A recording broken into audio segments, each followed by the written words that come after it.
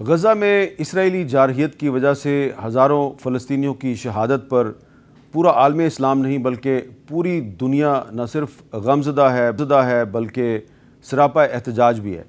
لیکن آپ جانتے ہیں کہ ہر تخریب میں بھی تعمیر کا ایک پہلو ہوتا ہے۔ تو جو اس وقت غزہ کی جو صورتحال ہے اور وہاں پہ جو اسرائیلی ظلم و ستم ہے، اس میں ایک حقیقت ایسی سامنے آئی ہے کہ جس سے بہت سے مسلمان جو ہیں وہ تھوڑے سے مطمئن نظر آتے ہیں، کیونکہ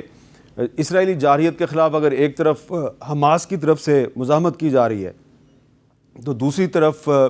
حزب اللہ کی طرف سے مزاحمت کی جا رہی ہے، اور یہ ایک ایسا معاملہ ہے کہ جس سے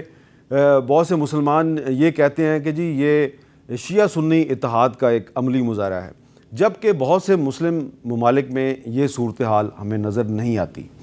تو اس وقت جو اسرائیلی جارحیت ہے اس کے خلاف اگر حماس اور حزب اللہ اگر اکٹھے ہو سکتے ہیں تو ہم پاکستان سمیت جو دیگر مسلم ممالک ہیں وہاں پر اپنے فرقہ وارانہ اختلافات کو دور کیوں نہیں کر سکتے، اور جو مسلمان کے ساتھ نبرد آزما ہے تو یہ ہم کام جو ہے اس کو ختم کیوں نہیں کر سکتے۔ اس پہ گفتگو کے لیے ہمارے ساتھ موجود ہیں جناب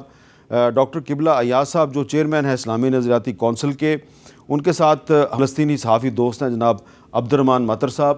اور ہمارے ساتھ موجود ہیں علامہ امین شہیدی صاحب جو رہنما ہیں امت وحدہ پاکستان کے۔ سب سے پہلے میں مطر صاحب آپ کو تکلیف دوں گا کہ تھوڑا سا آپ ہمارے پاکستانی ناظرین کو یہ بتائیں کہ جو حماس ہے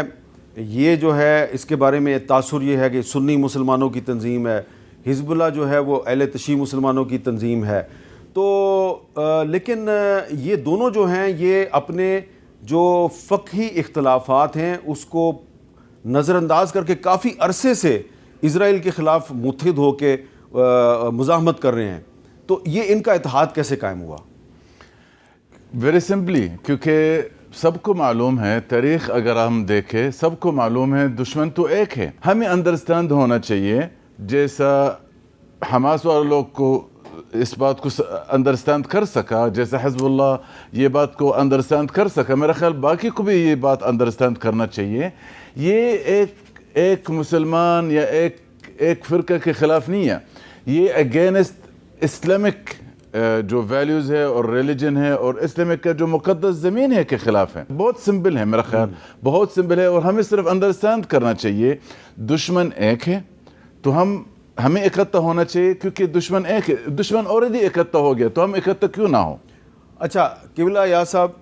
کہ اسرائیل جو ہے وہ جب راکٹ مارتا ہے تو وہ راکٹ یہ نہیں دیکھتا کہ یہ حزب اللہ کا شیعہ ہے یا حماس کا سنی ہے، راکٹ صرف یہ دیکھتا ہے مسلمان ہے اور اس کو وہ اڑا دیتا ہے۔ تو یہ جو صورتحال ہے آپ یہ سمجھتے ہیں کہ جو اسرائیل کی جو جارحیت ہے اس کے باعث جو مسلم دنیا میں جو فرقہ وارانہ اختلافات ہیں یہ تھوڑے سے کم ہوئے ہیں اور مزید بھی کم ہو سکتے ہیں؟ حامد میر صاحب، آپ نے یقیناً بہت اچھی تمہید رکھی، اور بالخصوص اس حوالے سے کہ اس وقت فلسطین کے اندر جو کچھ ہو رہا ہے، غزہ کے اندر جو کچھ ہو رہا ہے، اس میں حماس اور حزب اللہ کے درمیان ایک اشتراک عمل ہے۔ اب یہ پوری دنیا کے لیے ایک پیغام ہے، اور یہ پیغام یہ ہے کہ جب اشتراک عمل ہو اور ایک متفقہ دشمن کے خلاف اشتراک عمل ہو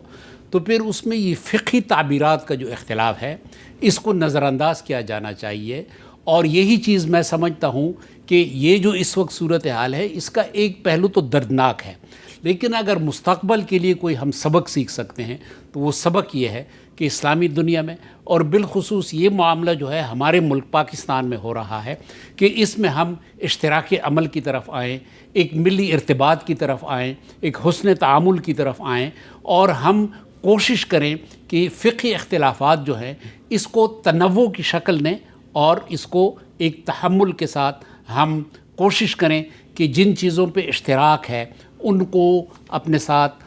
یکجا کر کے اور آگے بڑھیں، اور یہی میں سمجھتا ہوں کہ اپنے ملک کے لیے بھی ترقی کا باعث ہے، اور پوری جو ہماری اسلامی دنیا ہے اس کے لیے بھی ایک بہت بڑا سبق ہے۔ اچھا، میرے پاس ایک خبر ہے، نیوز سٹوری ہے۔ کچھ دن پہلے ایران نے کچھ ڈرون پکڑے ہیں، کچھ لوگ گرفتار کیے ہیں۔ خبر کے مطابق Iran says it neutralised Mossad drone attacks, arrested 3 local Mossad agents near Afghan border, یعنی کہ افغان بارڈر کے قریب سے کچھ لوگ پکڑے جو موساد کے لیے کام کر رہے تھے، اسرائیل کی انٹیلیجنس ایجنسی کے لیے۔ انہوں نے ایران میں ڈرون حملے کرنے تھے اور الزام لگنا تھا ان حملوں کا افغانستان میں کسی پہ۔ تو یہ اس طریقے سے جو اسرائیل ہے وہ مسلمانوں کو آپس میں لڑاتا بھی ہے۔ امین شہیدی صاحب، میں آپ سے یہ جاننا چاہوں گا کہ آپ تھوڑا سا ہمیں یہ بتائیں گے کہ یہ جس طریقے سے اسرائیل کے خلاف حماس اور حزب اللہ جو ہیں یہ اکٹھے ہو گئے ہیں، تو ایک پازیٹیو سگنل پوری دنیا کے مسلمانوں کو گیا ہے، لیکن تھوڑا سا یہ بتائیں گے کہ جو اسرائیلی ایجنسیز ہیں، انٹیلیجنس ایجنسیز، وہ دنیا بھر میں مسلمانوں کو آپس میں کیسے لڑاتی ہیں اور ہم ان کی سازشوں کا مقابلہ کیسے کر سکتے ہیں؟ بسم اللہ الرحمن الرحیم۔ میر صاحب، آپ کا پروگرام آج کا اپنے موضوع کے اعتبار سے یونیک بھی ہے اور بہت اچھا بھی ہے۔ میرے خیال میں کسی اور چینل نے اس موضوع پر اس انداز میں، اس پہلو سے ابھی تک کوئی پروگرام نہیں کیا اور میری نظروں سے نہیں گزرا۔